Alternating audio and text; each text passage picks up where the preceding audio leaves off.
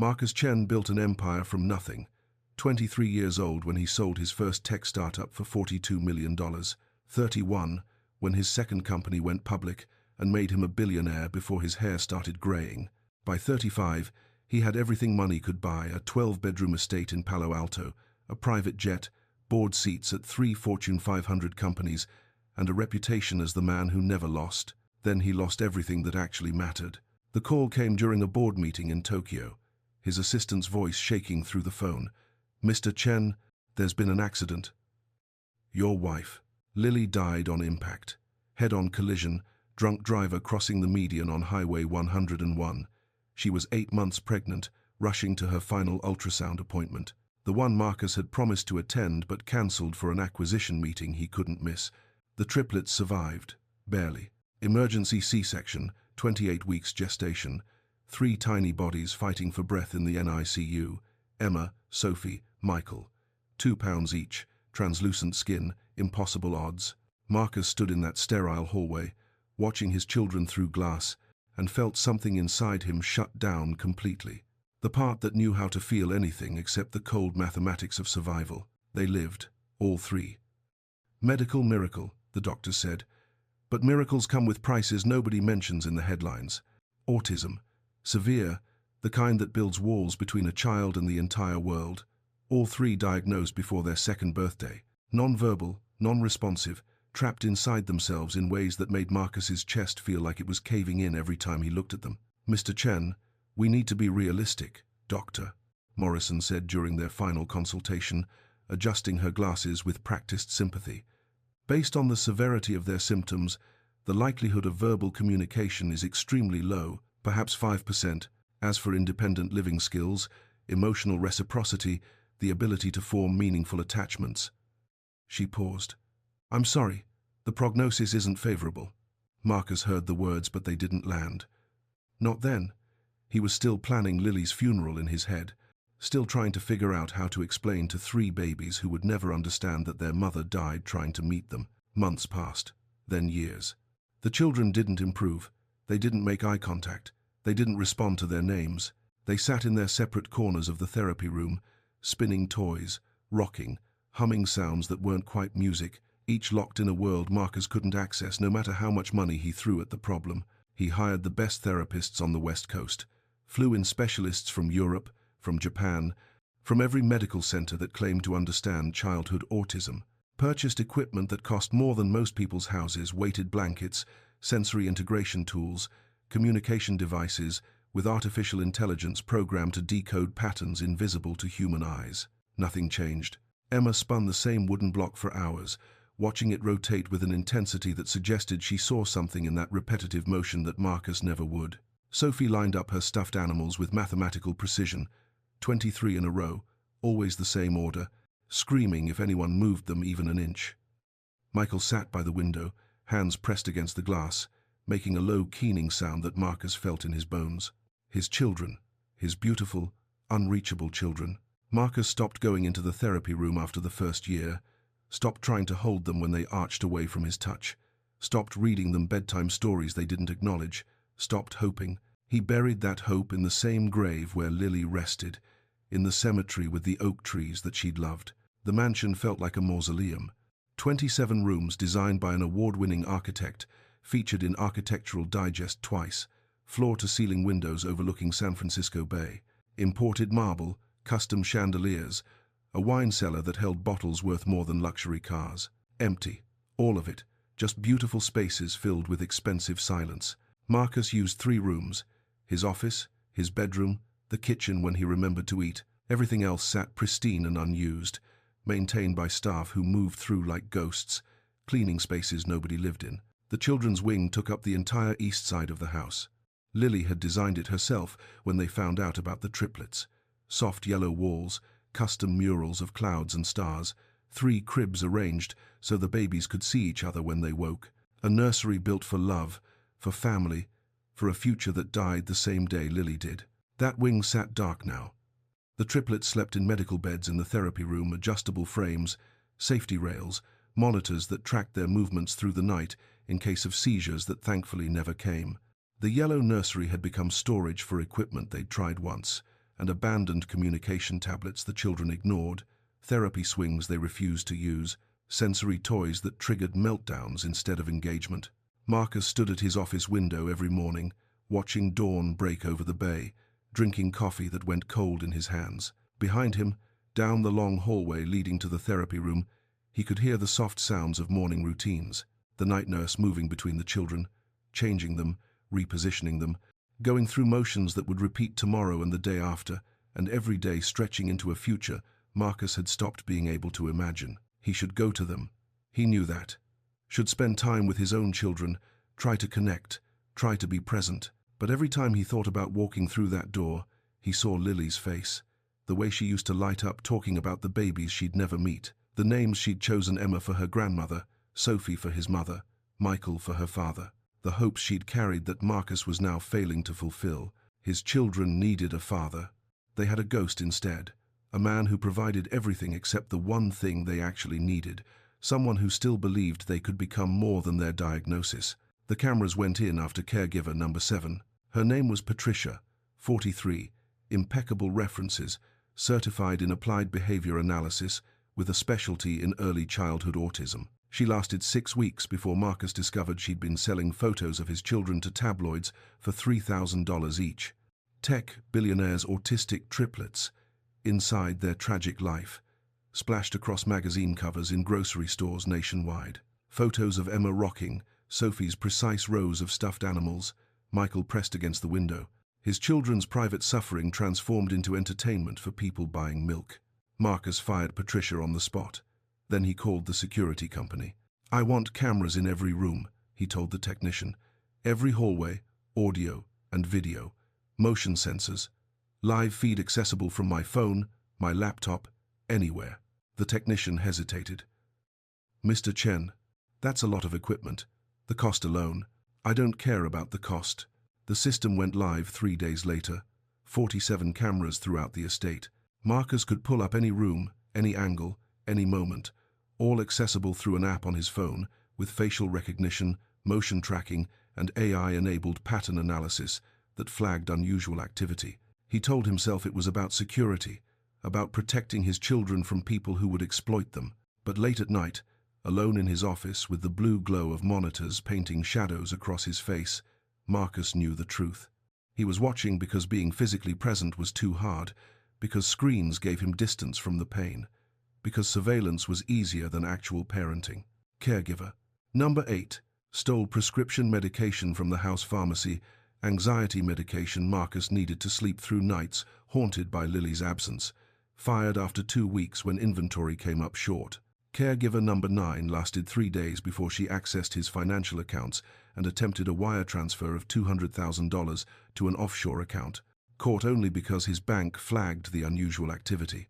Number 10 quit after 1 week, said the children were too difficult, that she couldn't handle the constant screaming when routines changed by even seconds. Number 11 seemed perfect, until Marcus reviewed footage and found her on her phone for hours, while the children sat ignored in their corners, filming herself for social media, using his children's disability as backdrop content for her special needs caregiver influencer account. Each betrayal carved deeper. Each one proved what Marcus had suspected: you couldn't trust anyone. People saw his wealth, his vulnerability, his children's helplessness, and they saw opportunity. So the cameras stayed, and Marcus watched. Every night after business calls ended, after emails stopped, after the rest of California went to sleep, Marcus would sit at his desk with 3 monitors glowing in the darkness. He'd pull up the day's footage, fast-forwarding through hours of nothing, looking for what? He didn't even know anymore. Signs of theft, evidence of neglect, proof that whoever walked through his door next would fail his children the same way everyone else had, the same way he was failing them. Carmen Rodriguez arrived on a Tuesday morning in October, carrying everything she owned in 2 worn duffel bags and a backpack that had seen better years. 28 years old, nursing degree from San Jose State that she'd earned while working 3 jobs, currently studying for her master's in early childhood development. The agency sent her file comprehensive background check, spotless record, references from families who wrote things like "changed our lives" and "the most compassionate person we've ever met." Marcus barely glanced at it. He'd read 11 impressive files before hers. Credentials meant nothing when everyone eventually showed their real motivation: money, access, the story they could sell about the tragic billionaire and his broken children. Carmen stood in his office doorway, waiting to be acknowledged. Marcus kept typing, deliberately making her wait. A small power play, a reminder of who controlled this dynamic. "Miss Rodriguez," he finally said, not looking up. "Come in." She entered quietly, set her bags by the door, and stood with her hands clasped in front of her. Marcus studied her from his peripheral vision, shorter than he expected, maybe 5'3". Dark hair pulled back in a simple braid, no makeup, jeans and a cardigan that looked handmade. She wore a small gold cross on a chain around her neck. Great, a religious one, probably here to save his children's souls while neglecting their actual needs. "The agency explained the situation?" Marcus asked, still not meeting her eyes. "Yes, sir. Triplets, age 3, all diagnosed with autism spectrum disorder, non-verbal, requiring full-time care and supervision." Her voice was steady, no nervous edge, no rehearsed enthusiasm, just calm acknowledgement. "The rules are simple," Marcus continued, pulling up a document on his laptop. "Follow the medical protocol exactly as written. No improvising, no experimental treatments, no bonding beyond what's professionally appropriate. The children have a strict schedule: therapy sessions, meal times, rest periods. Everything is documented and reviewed." He finally looked at her. "The doctors have made their prognosis clear. My children have severe autism. They will likely never speak, never live independently, never." His throat tightened. He pushed through. "Never be more than what they are right now. Your job isn't to change that. Your job is to keep them safe, clean, and on schedule. Nothing more."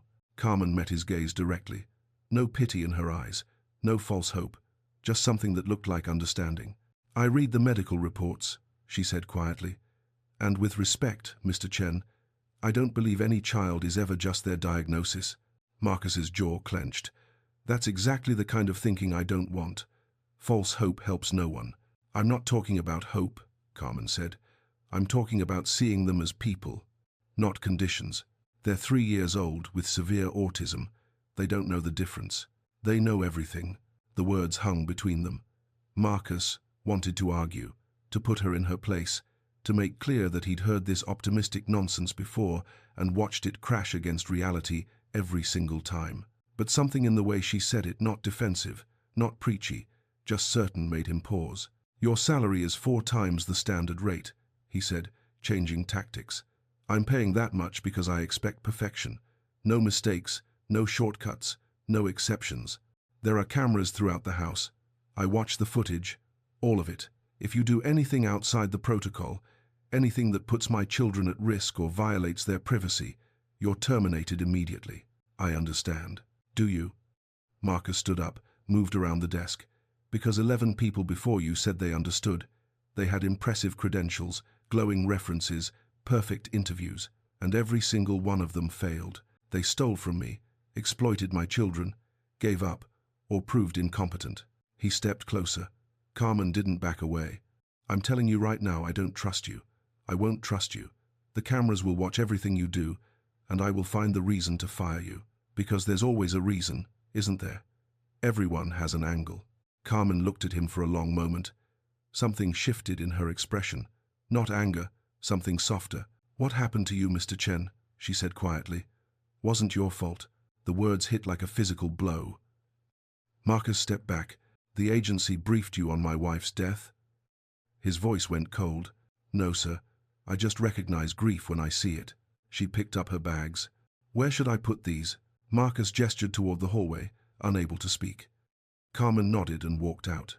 He stood alone in his office, heart pounding, fists clenched. How dare she? How dare a woman he'd known for 5 minutes presume to understand anything about his life, his loss, his phone buzzed. Motion alert. Therapy room. Marcus pulled up the feed. Carmen was kneeling on the floor in front of the triplets, her bags still by the door. She wasn't touching them, wasn't forcing interaction, just positioning herself where they could see her if they chose to look. "Hi," she said softly. "My name is Carmen. I'm going to be spending time with you." The children didn't respond. Emma spun her wooden block. Sophie rocked gently. Michael stared out the window. Carmen didn't seem bothered.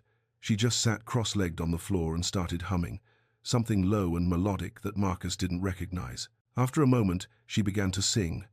Words in Spanish, gentle and warm. Emma's hand paused on her block. Just for a second. Then she resumed spinning. Marcus watched Carmen sit with his children, singing to them in a language they didn't understand, making no demands, offering only presence. And despite every wall he'd built, every reason he had to believe this would end like all the others, something whispered in the back of his mind. What if she's different? Marcus silenced the thought immediately. Hope was dangerous. Hope was what broke you when reality came crashing back. He closed the laptop and walked away from the screen. But that night, at 2 in the morning when sleep wouldn't come, he pulled up the footage again, watched Carmen sing to his children, watched Emma's hand pause on that wooden block, watched, and tried very hard not to feel anything at all. If you're enjoying this story so far, don't forget to hit the like button and subscribe. Drop a comment telling me where in the world you're watching from. I love hearing from you. Carmen moved into the small staff room off the kitchen, barely more than a bed, a dresser, and a window overlooking the garden. She didn't complain, didn't ask for upgrades or special accommodations. She just unpacked her 2 duffel bags and got to work. The first 3 days, she followed the protocol exactly. Marcus watched, waiting for her to slip up, to show her real intentions. She didn't. She arrived in the therapy room at 7 each morning, greeted the night nurse, reviewed the children's sleep charts, fed them breakfast according to the precise schedule, pureed foods Emma could tolerate without sensory overload, specific brands Sophie would accept, the exact temperature Michael required or he'd refuse to eat. She administered their medications, documented everything, followed the behavioral therapy guidelines written by specialists who charged $500 an hour to tell Marcus what he already knew: his children would likely never improve. Carmen did it all with quiet efficiency. No complaints, no shortcuts, perfect compliance. Then, on day 4, she started singing again.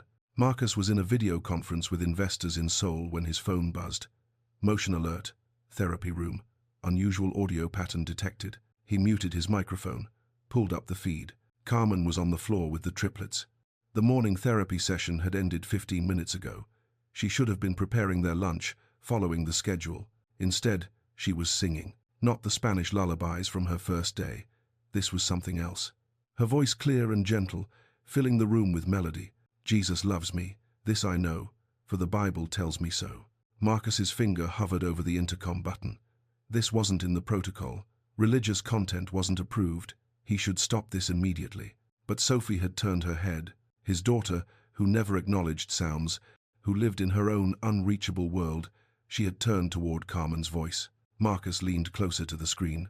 Carmen noticed too, but she didn't make a production of it, just kept singing, gentle and steady. Little ones to him belong. They are weak, but he is strong. Emma's hand stilled on her wooden block, not pausing, stopping completely. Michael's keening sound quieted. All 3 children, in their separate corners, had shifted their attention toward the woman singing about being loved. Something cracked in Marcus's chest, small but unmistakable. He closed the video feed and returned to his meeting, told himself it meant nothing, coincidence or temporary novelty that would fade. But he didn't press the intercom button. The next day, Carmen brought in a small portable speaker. Nothing fancy, just something she'd probably bought at a discount store. She set it on the shelf and pressed play. Soft piano music filled the therapy room. Marcus watched from his office. This definitely wasn't protocol.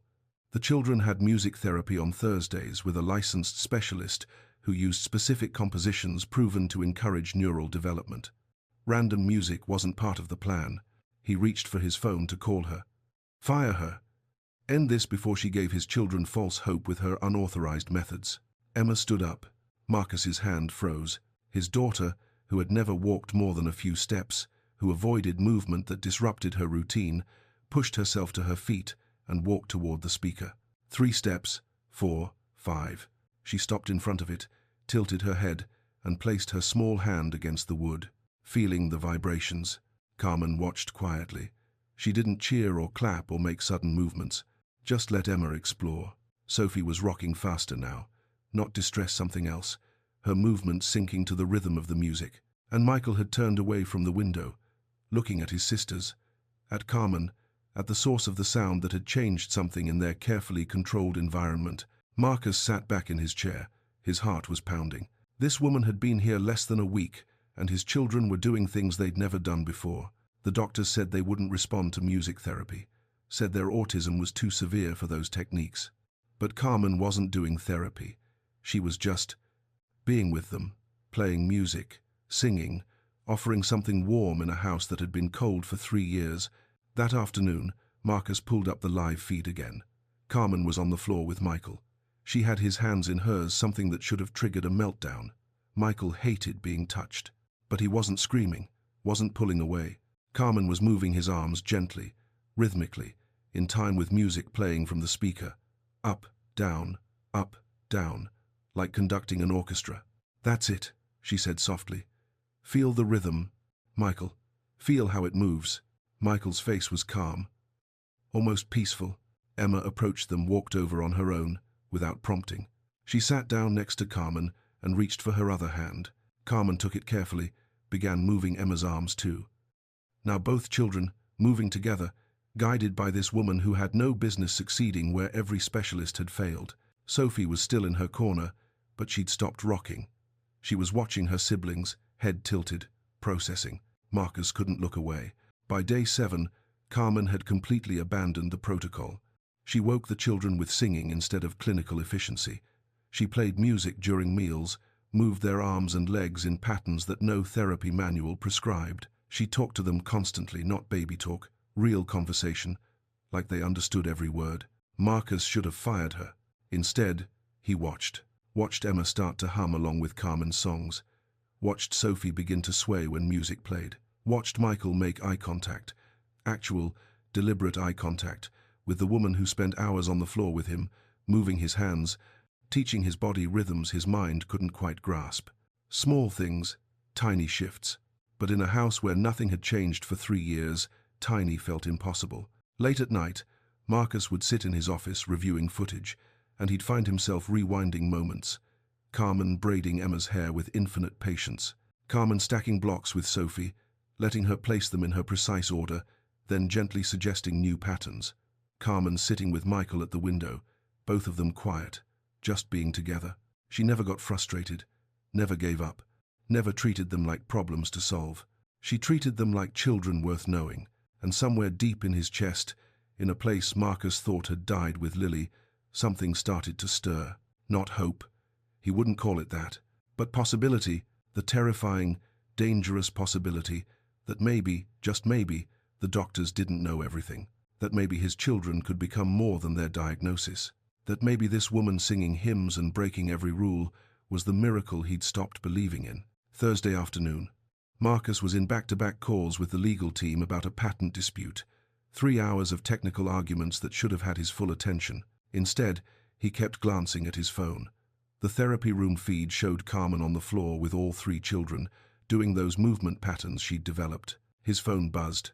Motion alert. Living room. Marcus frowned. The children should be in the therapy room for another 40 minutes. He opened the feed.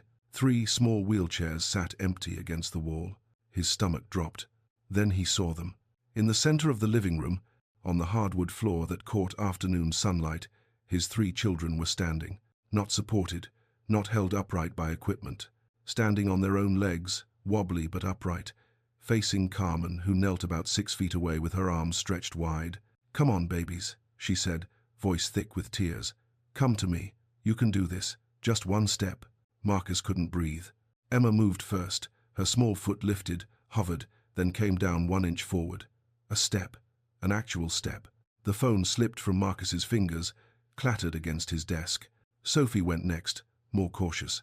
Her legs shook violently, but she moved. 1 foot, then the other, 2 steps toward Carmen's waiting arms. Michael, his son, who the doctors said would likely need mobility devices. His entire life stood there trembling, arms out for balance. "You can do it, sweet boy," Carmen whispered. "I believe in you." Michael's foot lifted, came down, another lift, another step, 3 steps toward the woman who had refused to accept impossible. Marcus's legs gave out. He slid down from his chair, back scraping against the desk until he was sitting on his office floor. His whole body shook. On the phone screen lying beside him, he watched his children walk. Actually walk, doing what every specialist said they'd never do, what he'd stopped believing they could do. They reached Carmen. She gathered all three into her arms, pulling them against her chest, sobbing openly. "Yes," she cried. "Oh my God, yes. Look at you. I knew it. I knew you could." Emma wrapped her small arms around Carmen's neck. Sophie pressed her face against Carmen's shoulder. Michael made a sound not his usual keening, something that sounded almost like a laugh. Marcus sat on his office floor with tears pouring down his face. His chest was cracking open, years of grief and fear and guilt flooding out in waves. His children could walk, and a woman he'd tried so hard not to trust had given them something his millions never could. She'd given them belief. Section 6. The transformation. Marcus didn't remember standing up, didn't remember walking down the hallway. But suddenly he was in the living room doorway. Carmen sat on the floor, all three children in her lap, exhausted from their effort. She held them like they were made of something infinitely precious. She looked up when Marcus appeared. Their eyes met. Marcus expected to see triumph, pride, but he saw compassion, understanding, like she knew exactly what this moment was, costing him the joy and the grief tangled together. His knees buckled. Marcus collapsed in the doorway. "How?" His voice cracked. "How did you know they could do this?" Carmen looked down at the children, then back at him. "I didn't know, Mr. Chen. I just believed it was possible." The last wall inside Marcus shattered. He crawled forward on his hands and knees until he reached them. His hands shook as he touched Emma's face, then Sophie's, then Michael's. "I'm sorry," Marcus whispered, gathering all three children into his arms. "I'm so sorry." He said it over and over, an apology for every day he'd hidden in his office, every night he'd chosen surveillance over presence. Carmen quietly shifted back, but Marcus reached out and caught her hand. "Stay," he said. "Please." She nodded. "If you're hooked on this story, make sure to subscribe and turn on notifications so you never miss an upload. Your support means everything." The weeks that followed felt like watching spring arrive after endless winter. Marcus restructured his entire life, cancelled the Tokyo expansion, told his board he was stepping back from day-to-day operations, worked from home 3 days a week. His executive team thought he'd lost his mind. Marcus didn't care. He'd spent 3 years building an empire while his real legacy disappeared. He wouldn't make that mistake again. He started joining therapy sessions. Awkward at first, unsure how to be present after so long being absent, but Carmen showed him. "Just be with them," she said one afternoon. "They don't need you to be perfect, they need you to be here." Meals became family time, all 4 of them at the kitchen table. The children between Marcus and Carmen, passing cups, making messes, occasionally making eye contact that felt like miracles. Emma started singing Carmen's songs. Sophie began pointing at things she wanted instead of screaming. Michael said his first word on a Tuesday morning. "More," Marcus cried. One Saturday, they went to the park. First public outing in over a year. An older woman approached, smiling. "Your family is beautiful. Your wife is wonderful with them." Marcus opened his mouth to correct her. Carmen wasn't his wife. She was the caregiver. But when he looked at Carmen sitting on the blanket, braiding Emma's hair, Sophie leaning against her shoulder, Michael showing her a leaf, she didn't look like the help. She looked like home. "Thank you," Marcus said quietly. Carmen met his eyes across the blanket. She'd heard, neither said anything, but something passed between them, an acknowledgement of what they both felt and were too scared to name. 6 months after Carmen arrived, Marcus found her in the kitchen making tea after the children were asleep. He poured himself coffee and sat across from her. "I need to tell you something," he said. Carmen looked up, wary. "Okay, I'm not good at this, at feelings, at saying things that matter." Marcus turned his cup in his hands. "When Lily died, I buried everything with her. I convinced myself that keeping distance was protection. That hope was dangerous." He met her eyes. "You walked into this house and demolished every wall I'd built. You showed me that my children weren't broken. That I was." "Marcus, let me finish." He took a breath. "You gave my children their lives back. You taught them they could do impossible things. You loved them when I'd forgotten how." His voice cracked. "And somewhere in that process, you taught me how to love them again too, how to believe in possibilities I'd buried." Carmen's eyes glistened. "They need you," Marcus said, "not as a caregiver, as family, as their mother, because that's who you've been, Carmen." A tear slid down her cheek. "They call me Mama now, when they're tired or scared. Just Mama, I know." Marcus reached across the island, took her hand, And I'm asking if you'd consider making that official, because I'm falling in love with you, Carmen, for the woman who sings hymns while folding laundry, who saved my family by refusing to let us stay broken. He stood up, moved beside her. I'm asking you to know that when I look at you, I see my partner, my children's mother, the woman I want to wake up next to every morning for the rest of my life. Carmen looked up at him, tears streaming. A billionaire tech CEO and the woman who used to work for him, Marcus. That's not a fairy tale. That's a headline waiting to destroy us. Then we'll write our own story, Marcus said. One where love matters more than optics, where family is chosen, where 3 children who weren't supposed to walk are running through our house because someone believed in impossible things. He cupped her face gently. Marry me, Carmen. Let's make official what's already true, that you're the best thing that ever happened to this family, that we're lost without you. From the monitor. Mama? Mama? Carmen smiled through tears, called softly. I'm here, baby. Mama's here. She looked back at Marcus. Yes, she whispered. Yes. They married 6 weeks later in the living room, where Carmen had first taught the children to walk. Small ceremony. Carmen's mother from El Salvador, crying the entire time. A few close friends. Marcus's sister from New York. The children were ring bearers. Emma carried hers in a small basket. Sophie held Marcus's hand. Michael walked beside Carmen, making sure Mama made it to Papa. Carmen wore a simple ivory dress, flowers woven through her dark hair. Marcus wore a grey suit and cried during his vows. You saved us, he said, voice breaking. Not because you tried to, but because you loved us, when we'd forgotten how to love ourselves. Carmen's vows were simpler. I choose you. I choose them. I choose this family. Every day. Forever. When they kissed, the triplets cheered. Emma shouted, Mama married Papa. Sophie clapped. Michael signed love, over and over. That night, after everyone left and the children finally slept, Carmen and Marcus stood in the kitchen where they'd had so many conversations. Thank you, Marcus said, pulling her close. For what? For not giving up on us.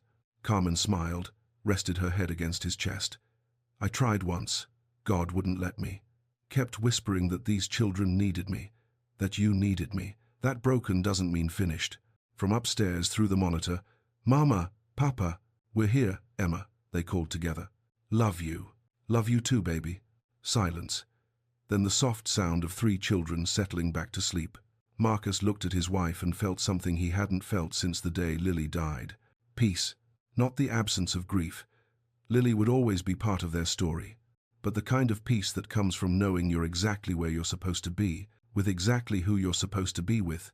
Raising 3 miraculous children who weren't supposed to walk or talk or engage with the world, but who now ran through their house shouting and laughing and being beautifully, perfectly themselves. All because one woman refused to believe that impossible was the end of their story. She believed they could become more, and in believing that, for them, she'd saved them all. Thank you so much for watching until the end. If you loved this story, check out the other videos on your screen now. I think you'll really enjoy them. And don't forget to subscribe if you haven't already. See you in the next story.